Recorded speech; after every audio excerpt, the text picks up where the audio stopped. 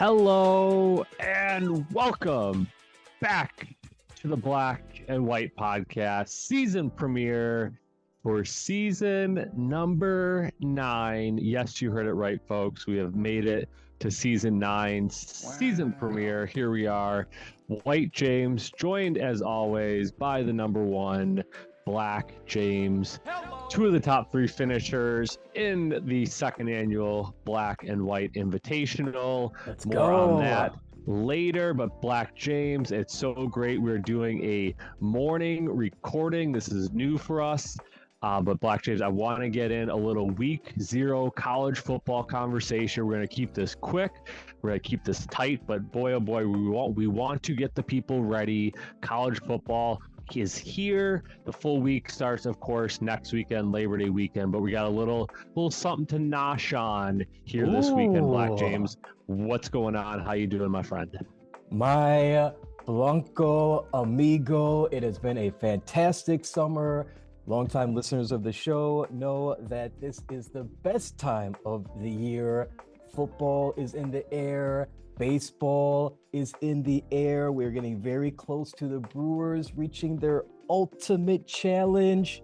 Playoffs? Don't talk about playoffs. Okay, we won't talk about baseball playoffs quite yet, but they are on top of the MLB.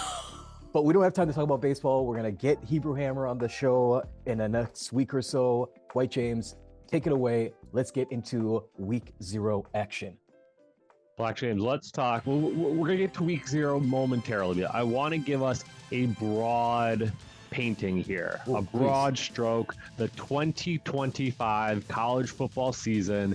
Of course, we are in this new era, the expanded playoff era. We're sticking with 12 teams this year. We got a look at what a 12-team playoff, how it will work last year. Going to be a little different this year, Black James. The top 4 seeds getting the buys, not the top 4 conference champions. I think that will play a factor in how the playoffs end up setting up, but I think it will be for the better of the sport. So, Black James, I want to start off with you. Let's talk the number 1 team in the country for the first time ever, if you could believe it. Texas comes into season number 1, but it is the quarterback for the Longhorns. It's a name we all know, that we've heard generation after generation. The Manning name, Arch Manning, quarterback, full-time this year for Texas. Quinn Ewers has moved on. It is the Arch Manning show. Preseason favorite to win the Heisman Trophy. But Black James, I want to give you the very simple question. Does Arch live up to the hype? Holy smokes. I mean, you got to look back at the most recent Texas quarterback, Quinn Ewers, who you just mentioned. And there is a little bit of push and pull in that. A lot of people said he never lived up to the hype. Coming down from Ohio, down to Austin, I would push back and say he saved the Longhorns in that fantastic playoff game against Arizona State with that 20-yard dart to the end zone, keeping them alive, winning that overtime thriller. But outside of those moments, he was injury prone. He didn't really seem to elevate Texas to the level of a national championship contender. And so, White James, you're asking me, can Arch Manning fulfill that role? I'm gonna have to go with a big ol', I don't know. Okay. I know that's a big cop-out, but come on. What have we really seen him do thus far? I know he's got all the, as the kids say, riz via social media. He seems to be a lot cooler than his uncles, but White James, you're gonna have to convince me if this kid is the truth before we see them face off against the Ohio State. All right, Black James, let me rephrase the question a little bit. What would the expectation level be? How about that for a first-year starter walking into a SEC that is loaded with talent as always? I mean, are we putting this at national championship or bust? Or would you say a successful season would be, top 3 in the Heisman voting, college football semifinal? Where do we put for a player? I mean, look, he is not your standard first-year starting quarterback, right? No. First-time starting quarterback. He is a third year in the program. He comes from, legendary bloodlines here. He is the most hyped quarterback recruit probably since Trevor Lawrence. I mean, probably bigger just because of the name. Yeah. So, Black James, what is an honest, realistic expectation level we should have for Texas? Where, again, the SEC is loaded with talent. Undefeated season, I feel like, is out of the question. No. Especially when you look at week 1, they are headed to Ohio State. So Black James, just kind of put the guidelines in place that we can judge Arch Manning, who, oh, by the way, has not said yes or no if this is his final season at Texas. He could play 2 more years in addition to this. So Black James, just throw something out there for the floor for Arch Manning.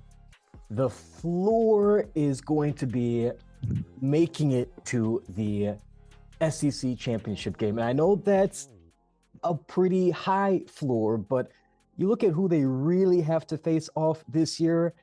I'm not afraid of Oklahoma. I'm not afraid of Pig Suey out of Arkansas. Forget about A&M. I don't see that being anywhere close to a in-state rival, let alone a conference rival.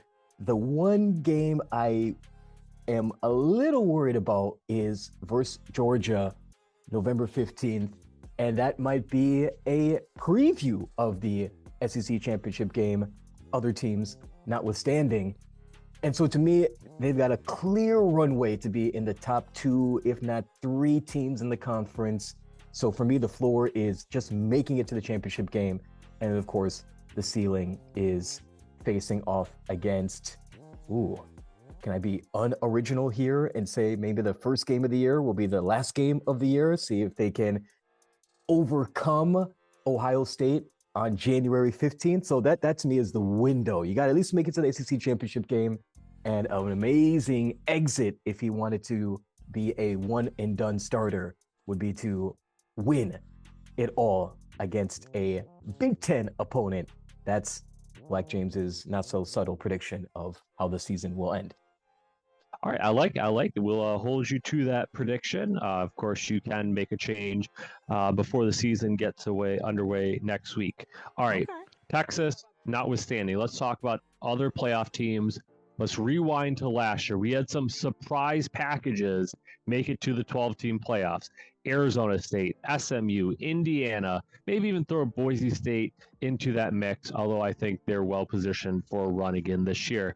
Black James, of the playoff field from 2024, which of those teams are you most confident is not getting back this year? Boy, I hate to say this about the Sun Devils, but when you lose who is questionably the best white running back I have seen in a long time, McCaffrey notwithstanding, Cam Scatterboo has scattered his way into the NFL. I can't remember which team picked him up, but without him, I just don't think Arizona State has the juice to go as far as they did last year. Now, of course, I love it when anyone in our generation, Gen Y, millennials, reach positions of power. I'm forever rooting for Coach Kenny Dillingham. I believe still the youngest coach in the Power 4 at 35 years old. Wow. But all that hype is to say, I just don't see them surviving the chaos, which is the Big 12 again this year. And Black James, I'm with you on that. I think SMU as well. I think the ACC is going to be a little more elevated, that they're not going to be able to sneak their way in. But Arizona State, the situation, I'm with you. It's not against them, right? They're bringing back Sam Levitt at quarterback. They have a preseason first-team All-American wide receiver, Jordan Tyson. So the offense is going to look different when you don't have that all-purpose back like Cam Scatterboo was. So in that sense, there's still talent, right? 9 guys coming back on defense. There's a lot to like, but there is so much chaos right? It was a 4-way tie for first place in the Big 12 last year, where it came down to tiebreakers. I'm with you. There's only going to be one team, as far as I see it, that's going to come out of the Big 12, and it could be Kansas State, Iowa State, Arizona State, Baylor, BYU, Utah. Like, there's a whole plethora of team. Texas Tech, all this NIL money going in. That's a long-winded way of saying, while I'm not sleeping on Arizona State, it's just a numbers thing right now, that the chance for them to get back, it's going to be tough. And Black James, think about it this way. Last year, absolutely nobody thought they were going to be a team to reckon with. They snuck up on people. This year, that's going to be not the case. They come in as a top 15 team. Expectation levels much higher. Sustaining success is sometimes more difficult than finding early success. So we'll see for Arizona State. I'm with you. I'm rooting for them. I think it's a good, fun team out there in the desert, but it's going to be tough getting back to the playoffs. And real quick, wait, James, before we move on, I just have to add to that point. I forgot about the NIL era here, especially Texas Tech. Quick shout out to an offensive tackle getting $5 million. I know back in the day that was being done via a paper bag after Sunday church, but bro, it's just obscene in both a good way and bad way how quickly a team like Tech can go from irrelevant to season favorite just like that. And we'll see, right? Like, everybody saw what Indiana did last year, where they invested with NIL money and saw instant success. More teams are going to do it, therefore it's going to be harder to see that sudden jump from irrelevance to playoff contender.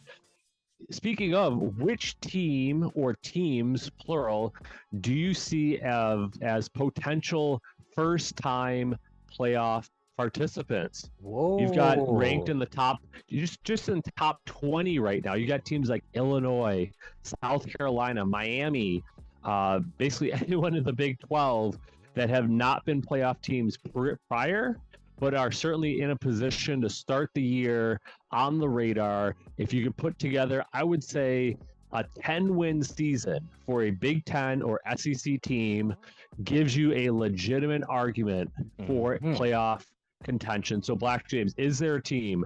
I threw a few out there: Illinois, South Carolina, Miami. Anybody else that might be on your radar as a first-time playoff participant? Oh gosh, I mean, this is tough because you're talking about Florida. I do not trust Mario Cristobal at all, given all the hijinks that happened last year. So take them right off that list. And then I am heartbroken to even mention the Fighting Illini, not because I have anything against my co-host's affinity with them, for them, but because their head coach used to be my head coach out of the Fighting Wisconsin Badgers, forever fighting to achieve what everyone thought they could and forever falling short. And that is Black James's way of giving praise to the Navy and Orange, who I don't really want to admit have something going on, but I believe they had one of the top defenses in the country last year. Defense travels, and while they're not going to do too well in the Big Ten, it really is a haves and have-nots in this conference. I do see them doing just enough to maybe sneak into that 11-12 spot, especially now that we're not doing that conference champions automatically top-ranked seed stuff.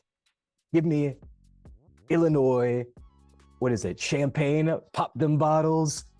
That'll be my surprise pick for a potential playoff reach, especially since they're pre-ranked or preseason 12. And I know those AP coaches poll August rankings don't really amount to too much, but to answer your question, let me give a little bit of love to the folks down south.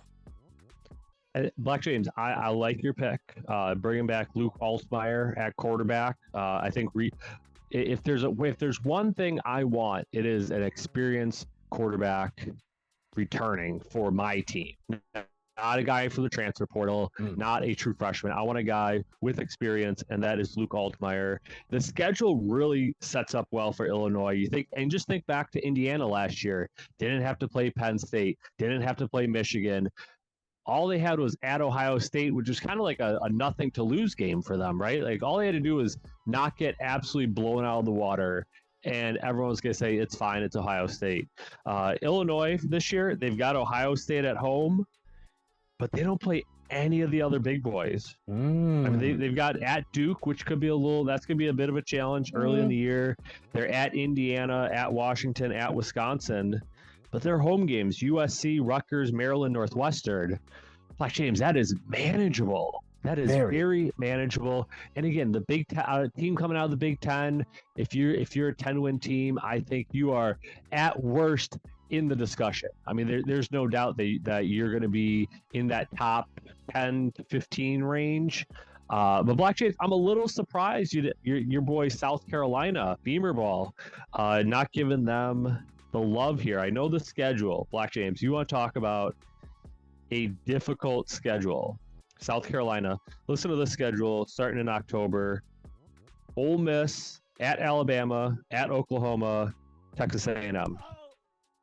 Oh, sorry, that was last year. Let me give you this year. At LSU, Oklahoma, Alabama, at Ole Miss, at A&M, Coastal Carolina, and then you finish with Clemson.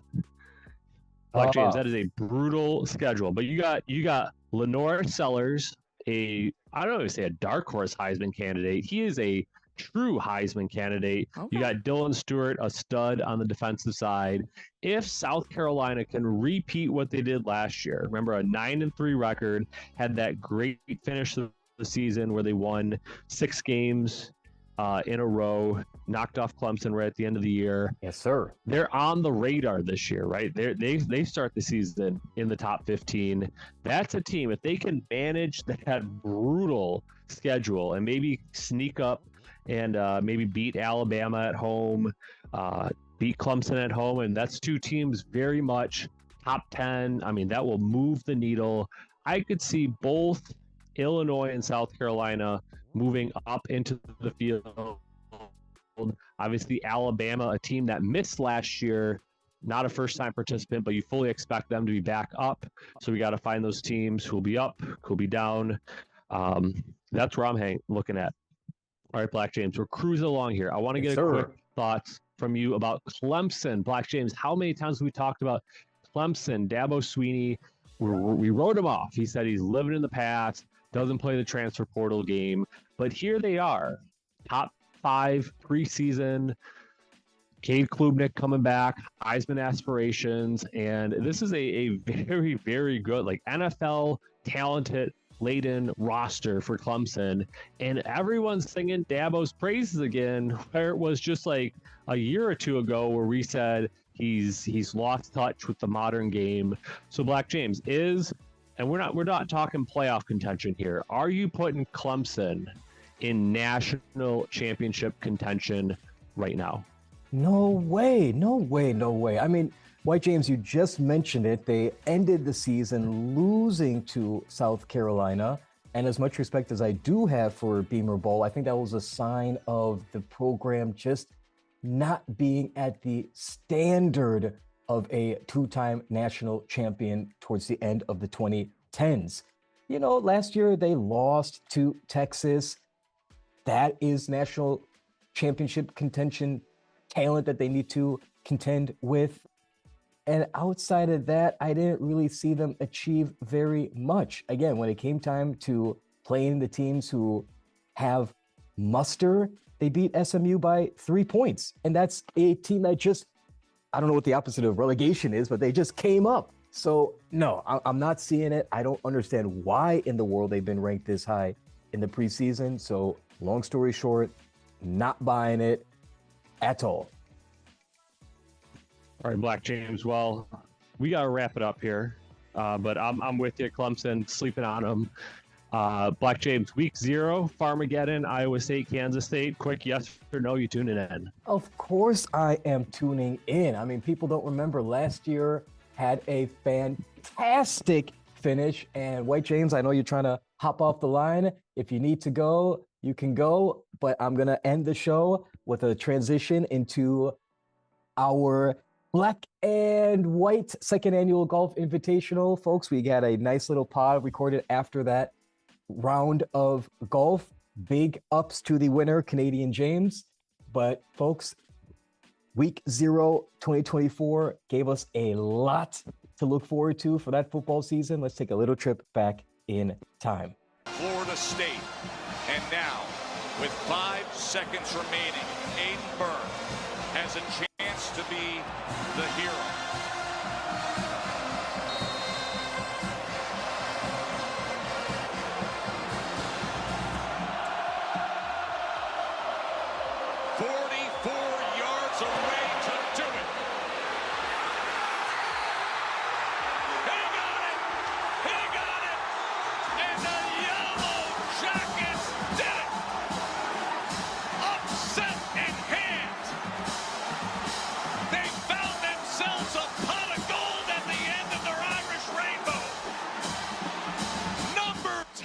Number 10 goes down. Folks, let's get ready for another big year of college football. But for now, enjoy our host golf pod with the boys. Talk to us about your round today. We'll go around the table. How do you feel about how you shot? Because Black James came in second place. Canadian James is. It was a James sweep of the podium, wasn't it? In third? Well, if that's not rigged, I don't know what is. I gotta legally change my name for next Yeah, everyone's gonna be a different James. You nipped White James by a stroke, right? I think so. No, I was 105. Oh, 6 strokes. Oh, okay. Which is the first time ever. I always come behind, but today I was really steady on the front 9. Under 50 on the front 9. White James, that is unknown, unheard of. But I didn't spin the driver once today. That was the key. I never turned the swiper. It was 3 wood off the tee, and the ump is doing the, I don't know what that dance is called. Macarena? No, there's a word for it. Floss. The floss. Yeah, flossing. Okay, John. Take a hold. Tell us about your round. How do you feel? I didn't get to tell you about my round. Sure. You started talking. I mean, you said you felt good about second, so I skipped you. I finished third. Oh, shit. I was second. Yeah. First of all, thank you for getting these terrific black and white memorabilia, paraphernalia. 833 Jabroni. I mean, this is promotional material at its best. It's true. Call us now, 833 I will Jabroni. bring 100 more when the time comes. I mean, we should. I mean, You gotta throw them up on the website. if you think Gruber, Yeah, man. right there, back on That's what I'm saying. You gotta put the merch up. if you think Gruber sluts it up as a promotional institution, this is next. I've never seen a Gruber Lucy. This is better. This is way better. This is us. All right, bye. That's all I gotta say. Okay, so But thanks for everything you did. okay, so White Even if James, you went dark on me for a little while. and thank you, White James, for putting up with my bullshit. White James came in second, no first. Third. Ron, talk to us about your second golf outing. Yeah, I also thank you for throwing it together. You know, oh my, this is the first time I played golf this year, so it was good to get out. First time this year. Ooh. I took the pro move of getting here an hour early. Went to the driving range. Oh yeah. Hit some balls. Okay. Got to figure out what the clubs are doing. We're working well. Okay. I think next year we got to come back with a new set, a little bit longer clubs. I think the issue is that they're too short, and I've just outgrown them. You know? But I like your stuff with driving. I really do. Oh, dude, the driver? Yeah. I was bombing. Yeah. He had a shot. He went for the green. Yeah, what was that, hole 5, the drivable par 4? Yeah. Yeah. He overshot the green. Yeah, I shot it over the green. Because we waited for you guys, because like I'm going for it. And he hit this perfect little, it had a little fade to it. Yep. Hit the green and bounced like, then you four putt it. Yeah, and that's the story of my round right there. That's exactly what it was. I couldn't chip. All my chips were short. My putts were good though, so can't complain. So I'm gonna hand it off to Hammer. Hello. Tell us what's around. I had a good drive on the first tee and the 10th tee, and a couple in between. What are you talking about? You had a great drive every hole. Hey, I figured it out. Except there was one hole where you drove it to the left. Yeah. But that was the only hole I where... figured it out today. Okay. Went to the range yesterday. Went to the range this morning because I wanted to test something, and it kind of worked out. Hell yeah. But other than that, it was everything just bounced. Dude. Anything near the rock or the carnage area, it was gone. Yeah. There was no give. So greens on the front nine didn't do anything. Greens on the back nine were all over the place. Yeah. We thought it was going to break half the time. And it never broke. Yeah. And it just went straight. Yeah. No. Didn't do anything. I don't know how you guys were reading the greens, but hey, thanks for the invite. Thanks for the great weather. Weather was great. thank you, Mother Gaia. Yeah. Unfortunately, Canadian James brought the Canadian smoke down, so He did. we blamed him for that. But, He did. Other than that, it was a great day. Hey, he was in his element. And we're sitting here waiting on him as the winner, but we'll see what happens. Let's get it over to P. Wade on his first. P. Wade on the golf The course. NBA insider for the black and white. He's the NBA insider and the FIFA insider, I believe. ATP insider. We'll wait for one more. Yeah. Yeah, Jeff Passan of NBA. Yeah. Yeah. First time really golfing 18. It was an experience, man. I was a sponge trying to absorb all the advice that was being thrown my way, and it was fun. Yeah. Yeah. I hit like a 30-foot putt. Okay, something so like that. I was not on the green. I was You were off the slightly green? off the green. And what were you thinking as you lined up for it? F it. Let's go. Okay. Nothing to lose. Yeah. Nothing to lose, man. Because that was the longest putt of our sport today. Yes, By far. it was by the longest far. putt. Yeah. No, it's a good time. I can see how the better you get, the more frustrating it gets. Like, I was just letting it loose. I have no floor, only ceiling. No, actually, no ceiling. That's the only floor now. Only a floor. Only a floor. You can only get No better. ceiling. It can only get Yeah, better. it can only get better. So, John nailed it. Yeah. but It can only then get better. I imagine once you play more, you hit a point where like frustration sets in, and that's true of any sport. That's true of tennis, absolutely. So, yeah. It was a good time. Thanks for Man. organizing this black and white Jameses. And Appreciate it. we are missing T-Dub. We're missing cousin Alex. But they had to get back to their ladies or their They kids. got kids. Okay, T-Dub, kids, Alex, Erica.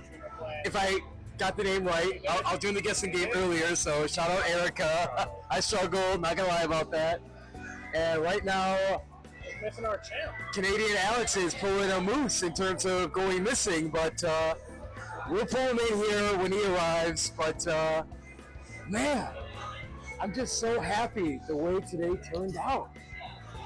And I'm going to give it to Letterman. Letterman, talk to us about the Brewers. We need a midsummer update on the Brewers. Dude, 2 games up. Yep.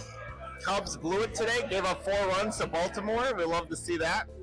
This offense is just killing it right now. Sal Frelick did go out with a knee injury, but he stayed today. I'm not sure if anyone saw some footage of the Apple TV broadcast with Pat Murphy bringing out the pocket pancake. I did see that. What did he bring up? Pancake, pocket pancake. He was eating the pocket pancake. He was being interviewed and he brought it out, and then the lady took a piece off and ate it too. Look it up. What do you mean by pocket pack? Like He he had literally a pulled a $7. He had a pancake, like a frozen pancake out of his. He reveals he carries a pancake in his pocket. Yeah. What is going on here? Okay. All right, so Lemon, give us a preview. I mean, I see Flash. Oh, okay. Wait, say something. Yeah, you're good. Okay. So, all right. So, Letterman, what position are the Blue Crew in right now in NFC North? NFC North. Okay, so folks, I'm a football NL guy. Central. I'm in NL Central. Dude, NL Central. They're in the driver's seat right now. Okay, I'm like, it's basically Brewers, Cubs, Okay. maybe the Reds. That's The Reds why are the series was so big. Yeah. We just had it in Milwaukee. We have 5-game series in August here coming up. 5 games in 4 days.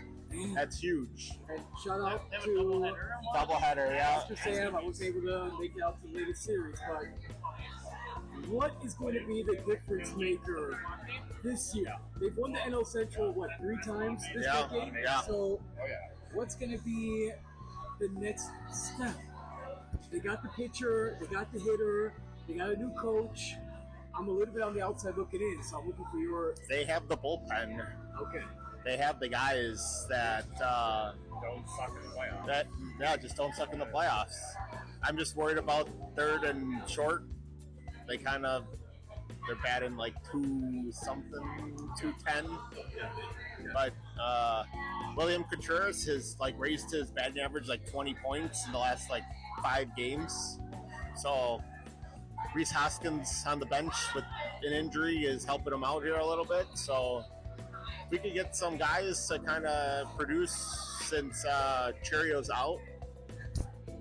One question I have for you, Letterman, since we waited, is what do you think about the Brewers not really making any moves at the deadline, the trade deadline? We got Danny Jansen, backup catcher, Wisconsin native, shipped out Eric Haas,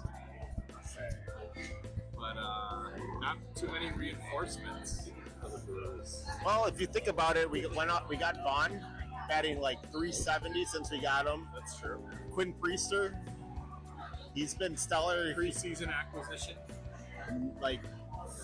First month acquisition. Yeah, first week. In my opinion, unless they went after Jose Ramirez, I'm okay with them not doing anything. Kind of save that minor league talent for when we need them. Ortiz sucks. So there's a couple guys down there that can produce. There's a third baseman, Jesus Bade. We're going to see. So I'm okay with them not giving up the farm because, man, these guys went for a lot of prospects, especially in the relief department. Got 35-year-old pitchers going for a couple top 15 talent in some of these organizations. That's ridiculous. So I'm okay with them staying put and just using what's working. So I'm hoping, as long as they stay healthy, we have a good bullpen. Offense is just cruising. Our rotation stellar. So there's really not a bad egg in that bunch. So just kind of keep doing what they're doing. Play smart baseball. Brewer baseball. John, we're going to bring you into this. Are you a baseball guy? Are you counting on the days until week 0 of college football? Where do you fall in the August sports calendar excitement? I am currently watching the disc golf. What? Wait, get in here. We got a disc golf player right I here. can't say I've ever watched any professional. What's the organization called? PDGA. PDGA. Okay. Right now, I think they have Worlds going on. Started Thursday. Okay. Okay. Thursday, Friday, Okay. Saturday, wrapping up Sunday. We're looking for our boy Yeah, love that guy. Canadian James. Whatever he had to go. Had to go to World. I love that white guy who plays disc golf. Yeah. Welcome to Freaky. I gotta look up his name. Yeah. I'm going to call him Mr. Brony Hotline. All right. P-Way, what's your strategy when you're disc golf? Like pretend I'm new to disc golfing, which I am. Yeah. I have no idea what am I trying to do when I Well, throw a disc. you have, and John can speak to this, you have three main types of discs. You have a driver, a mid-range, and a putter. You're missing the fairway driver. Well, I lump fairway driver in with driver. I am not one of these to carry a bag full of 12 discs. At most, I will carry 5 discs with me on the course. Yeah, probably 5. A couple drivers, yeah. But you have the main 2 kinds of throws. You have, a forehand and what are the 2? You got backhand. Backhand. Your traditional. Yep. Traditional frisbee throw, backhand. Forehand. Yes. Can't do that. A flick. The flick is hard. And your backhand is going to curve left, and your forehand is going to curve right. And there's discs that are specially made for each kind of throw. So I have a driver called a sidewinder, which is made for the forehand flick. Okay. I barely understand what you're saying, but I was at a bar a month and a half ago, and I told the guy I was golfing, and he said, dude, I've got a whole bunch of random disc golf frisbees, or discs, sorry, in my trunk, and he gave me one for free, and I've never used it, but I've got nothing but respect for the disc golf community. There are a lot of courses. The more that you play, the more that you see a course, you start noticing they pop up We're gonna have to get you on And I have to add that one of the most challenging courses in the Milwaukee County disc golf course system is Brown Deer Park. Would you agree with that? Brown Deer is on the challenging side. You're good. Okay. Brown Deer has some challenging holes, is what I'll say. I would say Estabrook is maybe the easiest. Yeah. Yeah. And what's the one in Oak Creek? Abdeshine or something? That one is easy. Abdeshine. Monkey ass. Yep. Yep. It's a fun course. I don't mind losing to you. I've lost this whiteboard way too many times. I'm super glad to white James. No, he's Canadian James. But it's also white. No. I recommend Brown Deer. Very challenging. You're the only white James in my life. I'm American James now. He's white James. I found That's not how this works. That's not how this works. CJ. The last hole is 980 feet. And there's a select. It's going to be a par 6 right there. And I'll do a course like Yeah. As I was just saying, Black James, Brown Deer disc golf course is actually one of the most challenging in the Milwaukee, in the world, in the greater Milwaukee area. I mean, we all remember the Greater Milwaukee Open.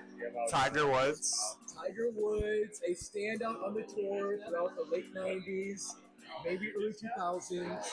But nothing is better than the Black and White Golf Invitational. And we've got the winner here with us, Canadian James. Talk to the podcast world. Tell us how you brought the trophy home today. Well, I've always been big into voodoo, so I made sure to, maximize the amount of animal sacrifice that I could to bring the trophy home. Truth be told, I do practice Santeria, but I don't have a crystal ball. I'd like $1 million. I'd like to have it all. I love this song in karaoke. Keep going. I would like to clarify for all of your fans out there that yes, I did not get the lyrics right. You're halfway there. Now let's be clear. We were in a foursome. It was me, Yes. the Canadian James, Hammer, and P-Wade. Yes. Which are two favorites of the podcast. Yes. Tell the world, how do you feel about having met P-Wade and Hammer today? What are your thoughts? I feel more complete as a human being after playing that 18 holes with the specific foursome than I had. I don't like them, but I feel better.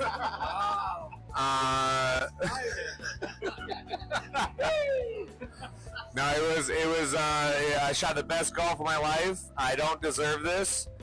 I'm gonna go home and I mean, I'm not gonna say it's autoerotic asphyxiation. I don't really. It doesn't get me off, but it's a family-friendly platform. is it? But what he means is he's going to sleep very well tonight. That's what he's saying, folks. Canadian James is going to sleep very, very well. And tell us about your best shot of the day. That's the last question I have for you. Fireball. Wow. Great answer. Okay. Let's close out this first section of the pod. White James, how do you feel about the second?